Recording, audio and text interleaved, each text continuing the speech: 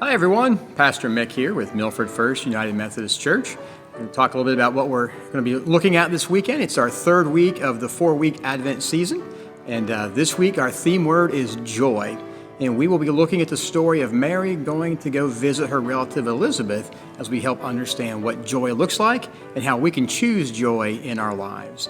You can imagine Mary was a young girl, unexpectedly with child, and probably pretty scared.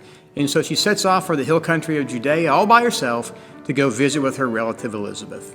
I think she was looking for someone to talk to, maybe a mentor, someone who could help her in this difficult time. And as soon as she arrives, Elizabeth says the baby in her womb leaped for joy at the very sound of Mary's voice. And I think of how cool would that be? To be so welcome that people leap for joy at the very sound of your voice. Reminds me of that show Cheers, where the theme song says, sometimes we want to go where everybody knows your name. Well, imagine if we went places where everybody leaps for joy at the very sound of our voice. That's what we see happening in this passage today. And it reminds us that we need to surround ourselves with the Elizabeths in our lives. We need to find those people who, when we're hurting and we're struggling, will pour into us with such joy that joy becomes contagious and spills out into us. And then we also need to be that Elizabeth for other people as well. When they're hurting, our joy can pour into them and spill out into their lives. Because joy really is a choice. It's not based on our circumstances. We can go through really hard times and still be joyful.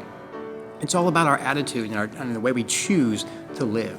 I want to share a story this week about one of the hardest times in my life, how a 5-year-old kid brought joy in the midst of some real hardship.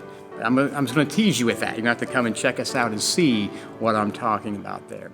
So we'll be worshiping at 9 o'clock with our contemporary worship in our gymnasium this Sunday. And then at 10:30, our traditional service will be a cantata, a choir cantata. So our choir will be bringing much joy to us. As I'm sitting in the choir seats right now, I won't be singing, but they will, and we will hear the story in a whole new way. And so I invite you to come to both services. Come to 9 o'clock and hear the story through preaching, and come at 10:30 and hear the story through music.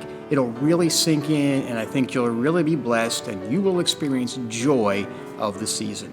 I look forward to seeing you this Sunday. God bless.